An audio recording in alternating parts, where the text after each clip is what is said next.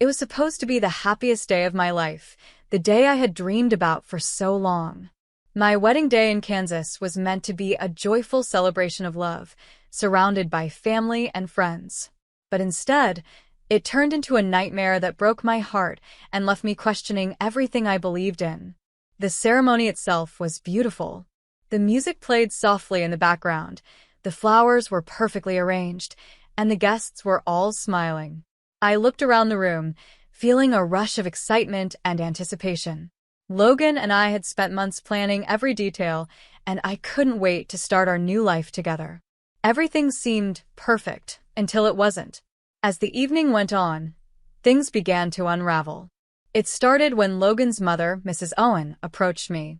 She was a stern woman in her late 50s with an air of authority that often intimidated everyone around her.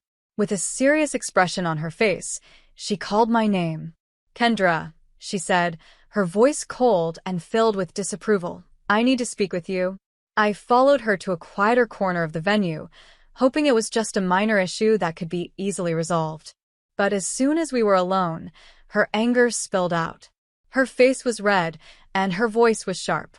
"You've been incredibly disrespectful today," she said, glaring at me. "You've embarrassed me in front of everyone here." I was stunned. I had been nothing but polite and careful all day. "What are you talking about?" I asked, trying to stay calm, even though my heart was racing.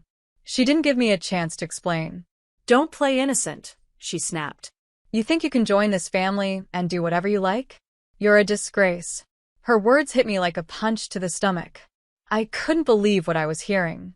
Just as I was trying to gather myself, Logan walked over.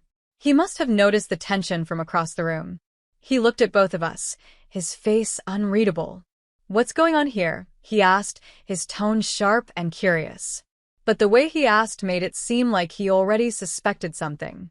"Kendra has been disrespectful," Mrs. Owen said, raising her voice for others to hear. "She's ruined the day for everyone." I couldn't believe what was happening. Before I could defend myself, Logan turned to me, his expression hard and filled with disappointment. "Is this true?" he demanded, his gaze piercing. "Have you been causing trouble?" "No," I said firmly, though my voice wavered with emotion.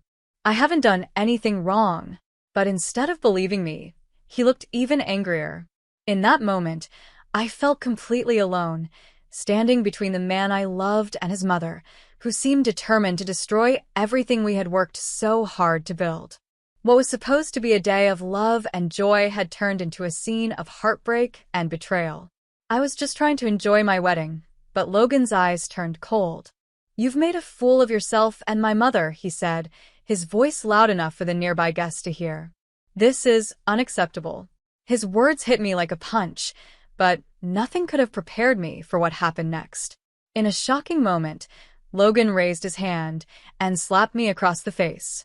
The sound of the slap echoed through the room, and a wave of humiliation washed over me.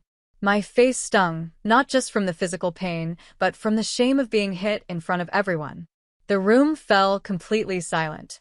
Guests exchanged uneasy glances, unsure of what to do. No one stepped forward to help. Logan's mother stood there watching, a smug smile on her face, as if she had just won a battle. Then Logan's voice, filled with anger, cut through the silence. "You're a disgrace," he shouted. "You've dishonored my mother. I can't believe I married someone like you." I stood there frozen, stunned by his words. Tears welled up in my eyes, but I couldn't move. The guests around me became a blur of shocked faces. I wanted to run, to disappear from this horrible scene, but my feet felt like they were glued to the ground. Logan's behavior wasn't just hurtful, it was devastating. In front of everyone I knew, in what was supposed to be the happiest moment of my life, my dignity was ripped away. As the guests slowly began murmuring and awkwardly resuming their conversations, I felt the weight of their judgment. The laughter and music from the reception seemed to mock my misery. Finally, I couldn't take it anymore. I excused myself from the reception and found a quiet corner at the back of the venue, far from prying eyes. Tears streamed down my face as I tried to make sense of what had just happened. I had dreamed of this day as a fairy tale, a celebration of love and happiness. Instead, it had turned into a nightmare. Sitting there alone, I realized something painful but important. The marriage I had hoped would bring me joy and security was already revealing itself to be something toxic and harmful. Logan's actions and his mother's clear satisfaction in my humiliation weren't just a moment of anger. They were signs of a deeper, darker reality that I hadn't fully seen before. As I wiped my tears and looked at my reflection in the dim light, a quiet determination began to grow within me. I couldn't let this moment define me. I couldn't let their cruelty break me. I made a silent promise to myself. I would not stay silent, and I would not remain a victim. No matter how hard it might be, I would fight for my dignity and for the truth. The wedding, once a symbol of a new beginning, had become something else entirely. It was now a turning point in my life. The pain and betrayal I felt were overwhelming, but they sparked something powerful within me, a fire that would drive me to reclaim my life and my future. I knew the journey to take back control of my life and seek justice would be long and difficult, but I was determined to face it head-on. This was only the beginning of my fight, and I refused to let Logan and Mrs. Owen's actions define me. In the weeks after the disastrous wedding, I felt like I was living in a haze. The pain of Logan humiliating me in front of everyone was still fresh. But what hurt even more was realizing that my marriage had been a lie. Despite everything, I knew I couldn't let their cruelty dictate my future. I needed to take charge of my life and find a way to fight back. My first step was to gather proof. I understood that exposing Logan and his mother would require more than just my word. I needed solid evidence of the emotional and financial abuse I had suffered. That's when I decided to hire a private investigator named Kyle Bernier. He was known for being discreet and effective. After reaching out to him, we had a brief meeting, and he agreed to take my case. Maxime Bernier was a calm and thoughtful man in his mid-50s, with sharp instincts. He listened carefully as I shared the events of my wedding and described the ongoing abuse. "This must be very hard for you," he said gently. "But if you're willing to work with me, we can uncover the truth." I nodded, feeling a spark of hope. "I'll do whatever it takes," I replied. "I just want the truth to come out." With his help, I began recording my conversations with Logan and Mrs. Owen. It wasn't easy. Carrying a small recorder in my purse felt strange and stressful, but I knew it was necessary. I needed undeniable proof of how manipulative and cruel they were. It didn't take long to capture the evidence. One evening, Logan and I had a heated argument during dinner. As I recorded the conversation, I felt a mix of dread and determination. Logan's voice was full of anger. "You're so useless," he spat. "Why can't you ever do anything right?" Trying to stay calm, I replied, "I'm doing my best. Why are you always so critical?" His response was cold and cruel. "Your best isn't good enough. You're a burden on me and my mother, and everyone knows it." Listening to his words later made me realize how deeply their abuse ran. It wasn't just about what happened at the wedding, it was a long-standing pattern of emotional cruelty. With each recording, I pieced together a clearer picture of their behavior, strengthening my resolve to expose them. Meanwhile, Maxime Bernier was investigating their financial dealings. He conducted background checks and looked into their accounts, searching for any signs of wrongdoing. After several weeks, he came back with some troubling discoveries. "I've found some suspicious transactions," Maxime Bernier said, his face serious. "It looks like Logan and Mrs. Owen might be involved in financial fraud." My heart started pounding as he laid out the details. "There are large sums of money being moved between various accounts. It seems they might be embezzling funds from clients." I was stunned. The revelation was shocking, but it also made sense. Logan was a financial advisor, and Mrs. Owen had always been heavily involved in his business. Their abusive behavior wasn't just personal, it was part of something darker. They weren't just controlling and cruel, they were criminals. However, I knew that these financial records alone wouldn't be enough to expose them. The recordings of their emotional abuse were important, but I needed to connect all the pieces together. That's when Elizabeth, my best friend, stepped in to help.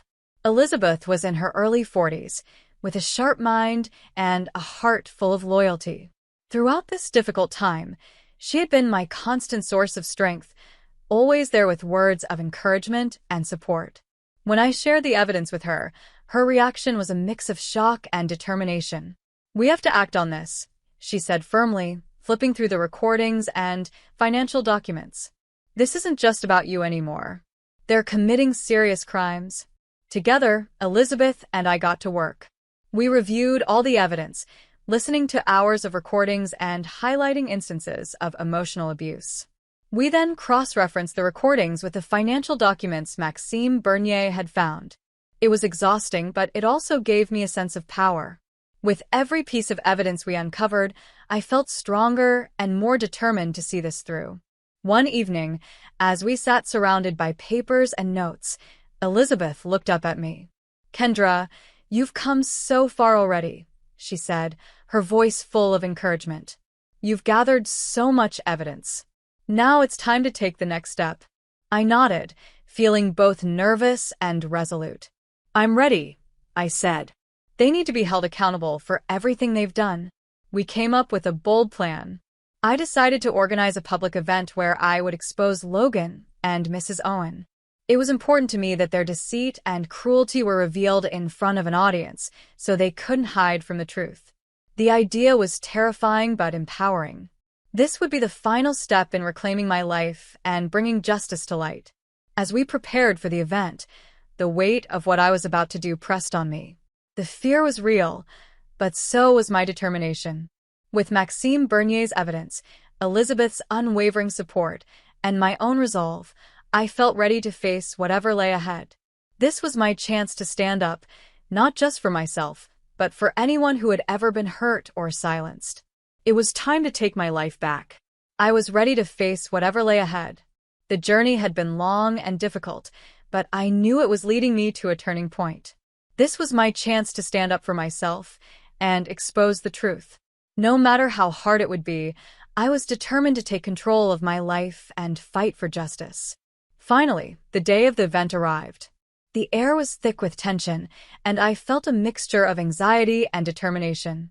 I had planned everything carefully, ensuring that no detail was overlooked. The venue was a grand hall, elegantly decorated to create a sense of sophistication. It stood in stark contrast to the truth I was about to reveal. I had invited family, friends, and members of the media. I wanted as many people as possible to see and hear what I had uncovered. As the guests began to fill the hall, I could feel the buzz of excitement and curiosity in the air. My stomach fluttered with nerves, but I reminded myself of why I was doing this. Logan and Mrs. Owen were among the attendees. They stood confidently by my side, their smiles bright and carefree. They had no idea what was about to happen. The event began with speeches and toasts, creating a festive and cheerful atmosphere. I played my role as the gracious hostess, smiling and chatting with the guests. But inside, I felt like an actor in a drama that was about to reach its climax.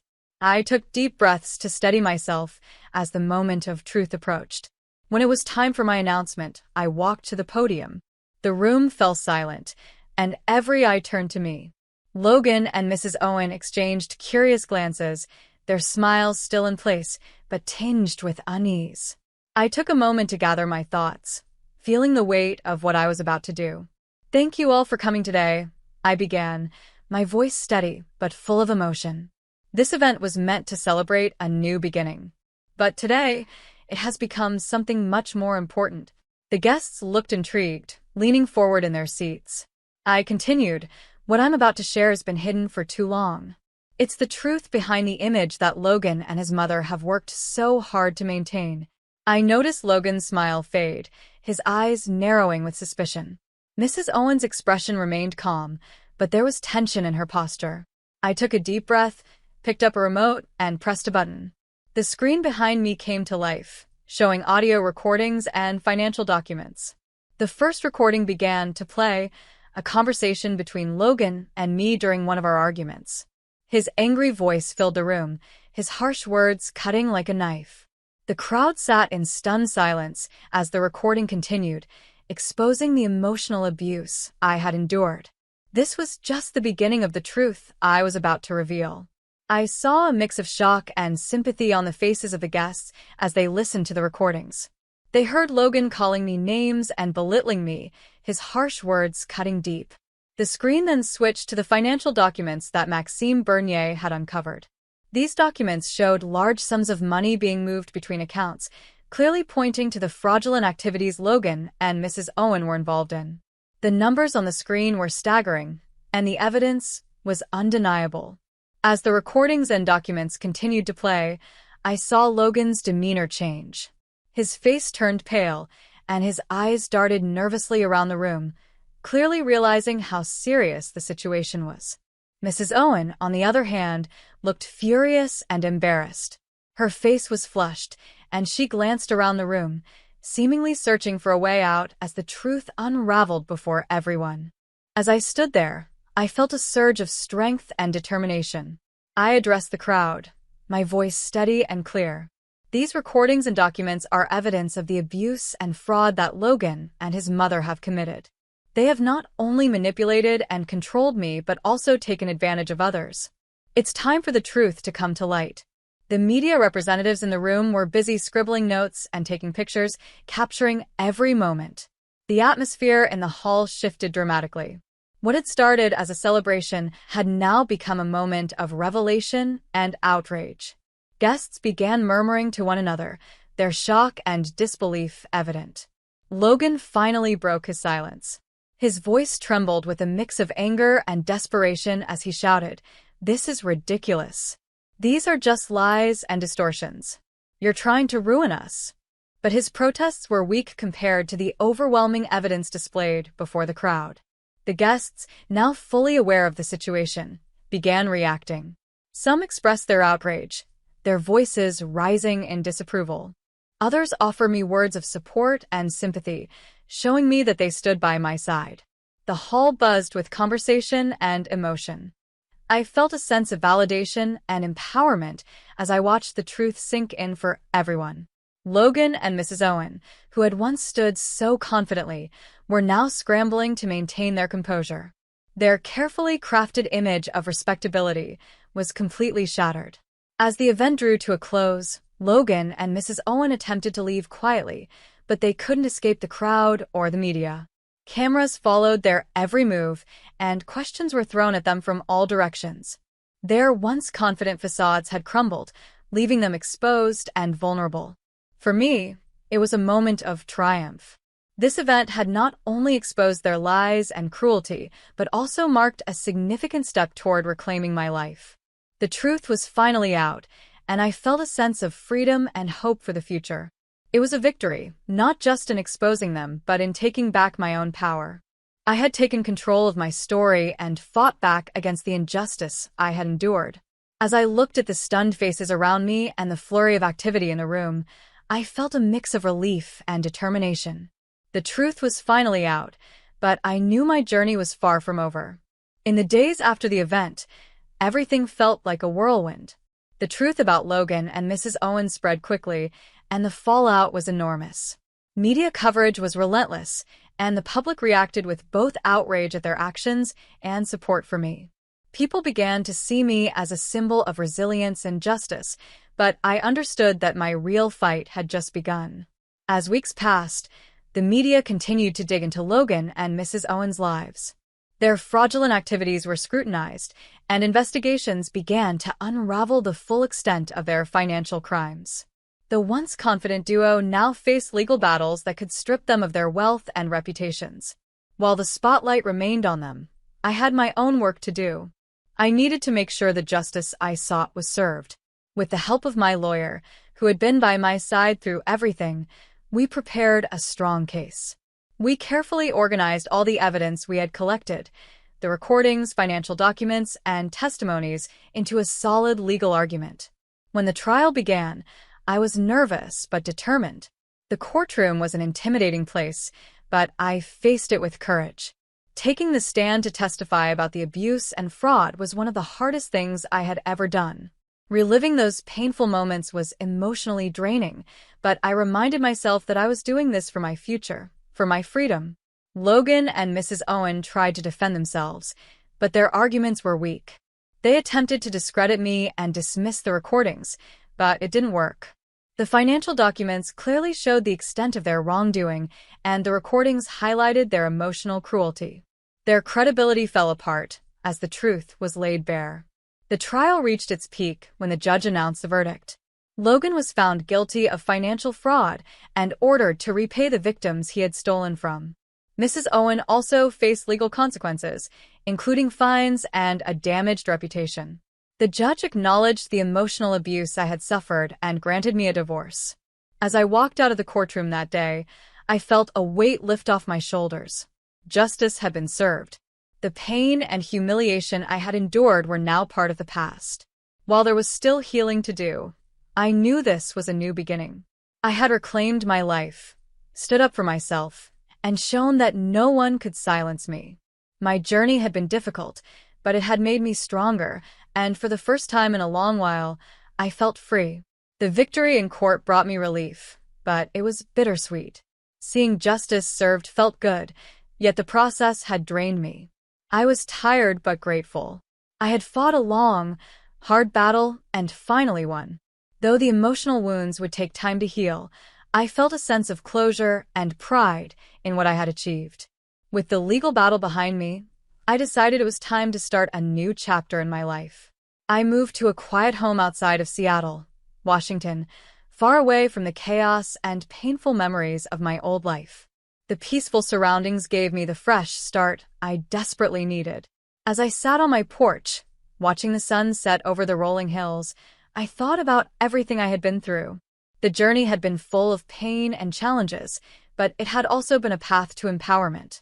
I had reclaimed my life and stood up for what was right. The support of my best friend, Elizabeth, and the help of Maxime Bernier had been invaluable. Their unwavering belief in me kept me going when I felt like giving up. The journey from victim to victor had transformed me. I had faced some of the darkest moments of my life and come out stronger. The truth about Logan and Mrs. Owen's abuse and criminal acts had been revealed, and I had taken control of my story.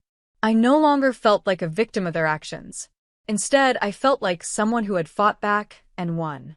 Sitting in the calm of my new home, I felt a sense of peace and satisfaction I hadn't felt in years. The past was behind me, and the future stretched out before me, full of possibilities. My story had become one of resilience, justice, and hope. It showed me and others that even in the hardest times, we can find the strength to stand up and fight back. I thought about how far I had come. I had faced my fears, exposed the truth, and reclaimed my life. The journey wasn't easy, but it had led me to this place of peace and fulfillment. The painful experiences had shaped me, but they no longer defined me. Instead, they became a reminder of my strength and determination. With the past now firmly behind me, I embraced the future with hope and purpose. This new chapter was an opportunity to rebuild and create a life filled with happiness and meaning. I had proven to myself that even in the darkest of times, it's possible to rise above and shine. As I looked out over the peaceful hills, I felt a deep sense of gratitude. I had fought for justice, found my strength, and reclaimed my life. Now, I was ready to move forward and live fully, leaving the pain of the past behind.